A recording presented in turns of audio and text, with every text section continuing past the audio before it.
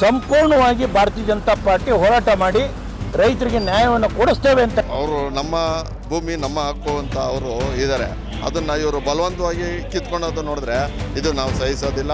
ಯಾರು ಅಕ್ವೈರ್ ಮಾಡೋಕ್ಕೆ ಫಲವತ್ತಾದ ಭೂಮಿನ ಮುಂದಾಗ್ತಾರೆ ಅವ್ರ ರೈತರ ಮನರ ಶಾಸನ ಬರೆದಂಗೆ ಆಗ್ತದೆ.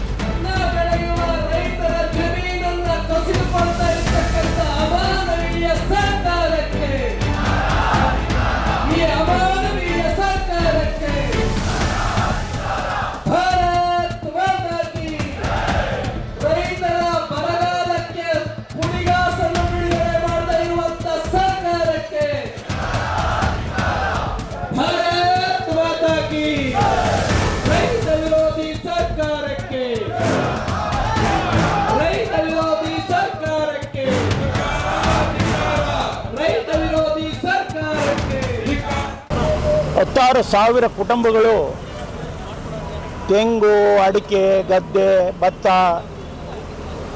ಫಲಪುಷ್ಟಿಯಾಗಿರ್ತಕ್ಕಂಥ ಜಮೀನನ್ನು ಹೊಟ್ಟೆಯ ಜೀವನಾಂಶಕ್ಕೆ ಮಾಡ್ತಾ ಇರೋಂತಕ್ಕಂಥ ಅಲ್ಪ ಸ್ವಲ್ಪ ಜಮೀನನ್ನು ಕೂಡ ರೈತರಿಂದ ಕಿತ್ಕೊಂಡು ಇವತ್ತು ಆ ಜಮೀನಿನಲ್ಲಿ ನಾನು ಟೌನ್ಶಿಪ್ ಮಾಡ್ತೇನೆ ಅಂತಕ್ಕಂಥ ಉದ್ದೇಶ ಜನರಿಗೆ ಅರ್ಥ ಆಗಲಿಲ್ಲ. ಕಾರಣ ಇಷ್ಟೇ, ಯಾವುದೇ ಒಬ್ಬ ಮನುಷ್ಯ ಸ್ವಾರ್ಥ ಇಲ್ದಲೇ ಏಕಾಏಕಿ ಒಂದು ಪ್ರಾಜೆಕ್ಟನ್ನು ನಿರ್ಮಾಣ ಮಾಡಲಿಕ್ಕೆ ಹೋಗಲ್ಲ. ಇವತ್ತು ಬರಗಾಲ ಇದೆ, ಕುಡಿಯುವ ನೀರಿನ ಸಮಸ್ಯೆ ಇದೆ, ತಿರುಗಾಡ್ಲಿಕ್ಕೆ ಸರಿಯಾದಂಥ ರಸ್ತೆ ಇಲ್ಲ, ಸರಿಯಾದಂಥ ಸಂಬಳ ಕೊಡ್ಲಿಕ್ಕೆ ದುಡ್ಡಿಲ್ಲ.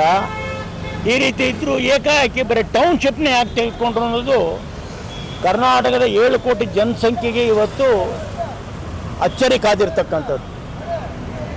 ಕಾರಣ ಜನತೆಗೆ ಗೊತ್ತಿಲ್ಲದಲೇ ಇರತಕ್ಕಂಥ ವಿಚಾರವನ್ನು ಇವತ್ತು ಭಾರತೀಯ ಜನತಾ ಪಾರ್ಟಿ ಒಂದು ಫ್ರೀಡಮ್ ಪಾರ್ಕ್ನಲ್ಲಿ ಧರಣಿ ಸತ್ಯಾಗ್ರಹದ ಮೂಲಕ ಚರ್ಚೆ ಮಾಡಿ ಒಳ್ಳೆಯ ಮಾಹಿತಿಯನ್ನು ಜನರಿಗೆ ಕೊಡ್ತಕ್ಕಂಥದ್ದು. ಕಾರಣ ಇಷ್ಟೇ, ಅಲ್ಲಿ ಕೇವಲ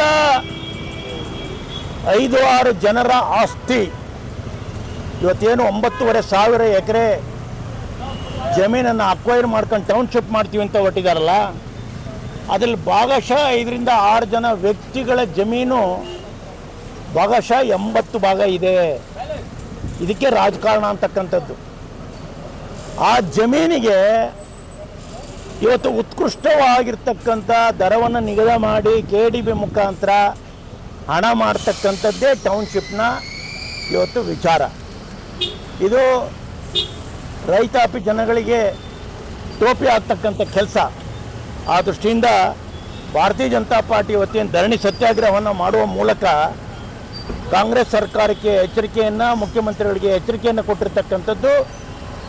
ಈ ಯೋಜನೆಯನ್ನು ಕೈ ಬಿಡದಲ್ಲೇ ಹೋದರೆ ಖಂಡಿತವಾಗಿಯೂ ರಾಜ್ಯಾದ್ಯಂತ ಹೋರಾಟ ಮಾಡುವ ಮೂಲಕ ಕೇವಲ ಕೆಲವೇ ದಿನಗಳಲ್ಲಿ ಬಿಡದಿಯಿಂದ ವಿಧಾನಸೌಧದವರೆಗೆ ಪಾದಯಾತ್ರೆ ಮಾಡಿ ಮುತ್ತಿಗೆ ಹಾಕುವ ಕಾರ್ಯಕ್ರಮವನ್ನು ಒಂದು ಕಡೆ ಮಾಡೋದಾದರೆ, ಮತ್ತೊಂದು ಕಡೆ ಆಗಸ್ಟ್ 6ನೇ ತಾರೀಕಿನಿಂದ ಅಧಿವೇಶನ ಪ್ರಾರಂಭ ಆಗ್ತಾ ಇದೆಯಲ್ಲ, ಆ ಪ್ರಾರಂಭ ದಿನಗಳಲ್ಲಿ ಯಾವುದೇ ವಿಷಯವನ್ನು ಪ್ರಸ್ತಾಪ ಮಾಡದಲೆ ಬರಗಾಲ ಮತ್ತು ಬಿಡದಿ ಟೌನ್ಶಿಪ್ ಈ 2 ವಿಷಯಗಳ ಬಗ್ಗೆ ಸಂಪೂರ್ಣವಾಗಿ ಭಾರತೀಯ ಜನತಾ ಪಾರ್ಟಿ ಹೋರಾಟ ಮಾಡಿ ರೈತರಿಗೆ ನ್ಯಾಯವನ್ನು ಕೊಡಿಸ್ತೇವೆ ಅಂತಕ್ಕಂಥದ್ದನ್ನು ಇವತ್ತಿನ ಧರಣಿ ಸತ್ಯಾಗ್ರಹದಲ್ಲಿ ಪಕ್ಷ ಸನ್ಮಾನ್ಯ ಅಧ್ಯಕ್ಷ ಆಗಿರ್ತಕ್ಕಂಥ ವಿಜಯೇಂದ್ರ ಅವರ ಅಧ್ಯಕ್ಷತೆಯಲ್ಲಿ ತೆಗೆದುಕೊಂಡಿರ್ತಕ್ಕಂಥ ತೀರ್ಮಾನ ಇದು. ಆ ದೃಷ್ಟಿಯಿಂದ ರೈತರಿಗೆ ನ್ಯಾಯ ಸಿಗೋವರೆಗೂ ಕೂಡ ಭಾರತೀಯ ಜನತಾ ಪಾರ್ಟಿಯ ನಾವೆಲ್ಲ ಕಾರ್ಯಕರ್ತರು ಹೋರಾಟ ಮಾಡ್ತೇವೆ. ಇವತ್ತೇನು ನಾವು BJP ಅವರು ಬಿಡದಿ ಟೌನ್ಶಿಪ್ ವಿರೋಧಿಸಿ ಪ್ರತಿಭಟನೆ ಮಾಡ್ತಿದ್ದೀವಿ. ಇದು ರೈತರನ್ನು ಸಂಕಷ್ಟಕ್ಕೆ ದೂಡಿ ಮಾಡೋಂಥದ್ದು ಏನು ಕಾಂಗ್ರೆಸ್ ಸರ್ಕಾರ ಮಾಡ್ತಿದ್ದಾರೆ, ಅದು ವಿರೋಧಿಸ್ತೀವಿ ನಾವು. ಯಾಕೆಂತಂದರೆ ರೈತರು ಅವ್ರ ಹಕ್ಕು, ಅವರು ನಮ್ಮ ಭೂಮಿ ನಮ್ಮ ಹಕ್ಕು ಅಂತ ಅವರು ಇದ್ದಾರೆ. ಅದನ್ನು ಇವರು ಬಲವಂತವಾಗಿ ಕಿತ್ಕೊಳ್ಳೋದು ನೋಡಿದ್ರೆ ಇದು ನಾವು ಸಹಿಸೋದಿಲ್ಲ. ಹಾಗಾಗಿ ಇವತ್ತು ಬೃಹತ್ ಪ್ರತಿಭಟನೆ ಇದನ್ನು ಹಿಂಪಡಿಬೇಕು ಅಂತ ನಾನು ಆಗ್ರಹ ಮಾಡ್ತೀವಿ. ಇವರೇನಾದರೂ ಹಿಂಪಡಿಲಿಲ್ಲ ಅಂದರೆ ಇದನ್ನು ಮುಂದಕ್ಕೆ ಉಗ್ರ ಹೋರಾಟ ನಮ್ಮ ನಾಯಕರು ನೇತೃತ್ವದಲ್ಲೇ ಮಾಡೋದಿದ್ದೇವೆ. ನಮ್ಮ ಭಾರತೀಯ ಜನತಾ ಪಾರ್ಟಿಯ ರಾಜ್ಯಾಧ್ಯಕ್ಷರ ನೇತೃತ್ವದಲ್ಲಿ ಏನು ಬಿಡದಿರೋ ಟೌನ್ಶಿಪ್ ಮಾಡಬೇಕು ಅಂತೇಳಿ ಕಾಂಗ್ರೆಸ್ ಸರ್ಕಾರ ಪಣ ತೊಂದಿರ್ತಕ್ಕಂಥ ವಿರುದ್ಧವಾಗಿ ಅಲ್ಲಿ ಸುಮಾರು ಜನ ರೈತರು, ಸುಮಾರು 90% ರೈತರು ಯಾವುದೇ ಕಾರಣಕ್ಕೂ ಫಲವತ್ತಾದ ಭೂಮಿನ ನೀವು ಅಕ್ವೈರ್ ಮಾಡೋದು ಬೇಡ, ರೈತರಿಗೆಲ್ಲ ನಿಲ್ಲಿಸೋದು ಬೇಡ, ತೊಂದರೆ ಆಗ್ತದೆ ಅಂತೇಳಿ ಇಡೀ ಕಾಂದಾನೇ ವಿರೋಧ ಮಾಡಿದ್ರು ಕೂಡ ರಾಜ್ಯ ಸರ್ಕಾರ ಅದನ್ನು ಪ್ರತಿಷ್ಠೆ ತಗೊಂಡಿರ್ತಕ್ಕಂಥದ್ದು ನಮ್ಮ ನಾಡಿನ ಜನರ ದುರದೃಷ್ಟ. ಅದು ಯಾರು ಅಕ್ವೈರ್ ಮಾಡೋಕ್ಕೆ ಫಲವತ್ತಾದ ಭೂಮಿನ ಮುಂದಾಗ್ತಾರೆ ಆ ರೈತರ ಮನರ ಶಾಸನ ಬರೆದಂಗೆ ಆಗ್ತದೆ. ಆದ ಕಾರಣ ಅದನ್ನು ಕೈ ಬಿಡಬೇಕು ಅಂತೇಳಿ ಯಡಿಯೂರಪ್ಪ ಅವರು ರಾಜ್ಯಾಧ್ಯಕ್ಷರು ಮತ್ತು ವಿರೋಧ ಪಕ್ಷ ನಾಯಕರು, ಎಲ್ಲ ಕ್ಷೇತ್ರದ ಶಾಸಕರುಗಳು, ಹಲವಾರು ಜನ ಮುಖಂಡರುಗಳು ಎಲ್ಲರೂ ಕೂಡ ಇವತ್ತಿಲ್ಲಿ ಸುಮ್ಮನೆ ಸಾಂಕೇತಿಕವಾಗಿ ಕಾಂಗ್ರೆಸ್ನ ಎಸ್ ಅಂತ ಕೆಲಸ ಮಾಡೋರೆ. ಮುಂದಿನ ದಿನಗಳಲ್ಲಿ ಬಿಡದಿನ ಏನಲ್ಲಿ ಕೈಗಾರಿಕಾ ಪ್ರದೇಶ ಮಾಡಬೇಕು ಅಂತ ಹೊರಟಿರ್ತಕ್ಕಂಥ ಕಾಂಗ್ರೆಸ್ ಸರ್ಕಾರ ಕೈ ಬಿಡಲಿಲ್ಲ ಅಂತಂದರೆ ರಾಜ್ಯದಲ್ಲಿ ಉಗ್ರವಾದ ಹೋರಾಟ ಮಾಡ್ತೀವಿ ಅಂತೇಳಿ ನಮ್ಮ ರಾಜ್ಯಾಧ್ಯಕ್ಷರು ಕರೆ ಕೊಟ್ಟವ್ರೆ. ಅದರಂತೆ ಅತಿ ಶೀಘ್ರವಾಗಿ ಅದನ್ನು ಕೈಬಿಟ್ಟು ಈ ಉತ್ತರ ಕರ್ನಾಟಕದಲ್ಲಿ ಚಾಮರಾಜನಗರ ಡಿಸ್ಟಿಕ್ಕಲ್ಲಿ ತುಮಕೂರು ಬಿಟ್ಟು ಆಚೆಗೆ ಈ ಥರ ಕೈಗಾರಿಕಾ ಪ್ರದೇಶ ಸ್ಥಾಪನೆ ಮಾಡಿದ್ರೆ ಜನಕ್ಕೂ ಕೂಡ ಅನುಕೂಲ ಆಗ್ತದೆ. ಟೌನ್ಶಿಪ್ಪಿಂದ ಬೆಂಗಳೂರು ಹತ್ತ ಇರ್ತಕ್ಕಂಥ ಒಂದು ಭಾಗನ ಇವರು ಏಕಾಏಕಿ ತಗೊಂಡೋಗಿ ಯಾವ ಕುಮಾರಸ್ವಾಮಿ ಅವ್ರು ಮಾಡಿದರು, ಯಡಿಯೂರಪ್ಪ ಅವ್ರು ಮಾಡಿದ್ರು ಅಂತ ಸುಮ್ಮನೆ ಇಲ್ಲ ಸಲ್ಲದ ಆರೋಪಗಳನ್ನ ಮಾಡಿ DK ಶಿವಕುಮಾರ್ ಅದನ್ನು ಸ್ವಪ್ರತಿಷ್ಠೆ ತಗೊಂಡವ್ರು. ಜನಗಳಿಗೆ ಅನುಕೂಲ ಆಗೋಂಥ ಕೆಲಸ ಮಾಡಿದ್ರೆ ಎಲ್ಲರೂ ಕೂಡ ಸಂತೋಷ ತರ್ತಕ್ಕಂಥ ವಿಚಾರ. ಅದು ಬಿಟ್ಬಿಟ್ಟು ಇದನ್ನು ಸುಮ್ಮನೆ ಇಷ್ಟೆಲ್ಲ ಹೋರಾಟ ಇದ್ದು ಜನಗಳೆಲ್ಲ ಓದ ಅಧಿಕಾರಿಗಳನ್ನೆಲ್ಲ ಕೂಗಾಡಿ ಎಲ್ಲ ಪೂಜೆ ಮಾಡಿದ್ರು ಕೂಡ ಅದೇನೇ ಆದರೂ ಪರವಾಗಿಲ್ಲ ಮಾಡ್ತೀನಿ ಅಂತ ಹೊರಟವ್ರಲ್ವ, ಇದು ದಡ್ಡತನ.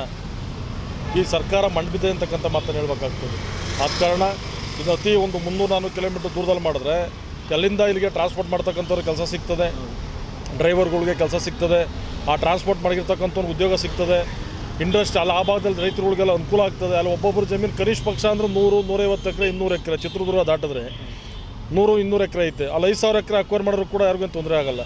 ಇಲ್ಲಿ ಈ ಭಾಗದಾಗೆಲ್ಲ ಎಲ್ಲರೂ ಇರ್ತಕ್ಕಂಥ 2 ಎಕರೆ 3 ಎಕರೆ ಯಾರೋ ಡೆವಲಪ್ಮೆಂಟ್ ಮಾಡ್ತಕ್ಕಂಥವನು, ಇಂಡಸ್ಟ್ರಿ ಮಾಡ್ತಕ್ಕಂಥವನು ತಗೊಂಡಿರ್ಬೇಕು 50 ಎಕರೆ 60 ಎಕರೆ. ಬಟ್ ಬಡ ರೈತರುಗಳಿಗೆಲ್ಲ ಇರ್ತಕ್ಕಂಥ ಕೇವಲ 2 ಎಕರೆ 3 ಎಕರೆ ಆಯಿತು. ಜಮೀನು ಕಳ್ಕೊಂಡ ಮೇಲೆ ನೆಕ್ಸ್ಟ್ ಫರ್ದರ್ ಅವರ ಜೀವನಾಂಶ ಏನು? ಅದೇನೇ ಇಲ್ಲದೆ ಯಾರೋ ಒಬ್ಬ ಮನುಷ್ಯನ 2 ಎಕರೆ ಜಮೀನು ತಕ್ಕಂಥದ್ದು ಇದ್ದರೆ ಅವ್ನು ಹೆಂಗೋ ಜೀವನ ಮಾಡ್ಕೊಂಡು ಕತೆ ಕಳ್ಕೊಂಡು ಹೋಗ್ತಾನೆ.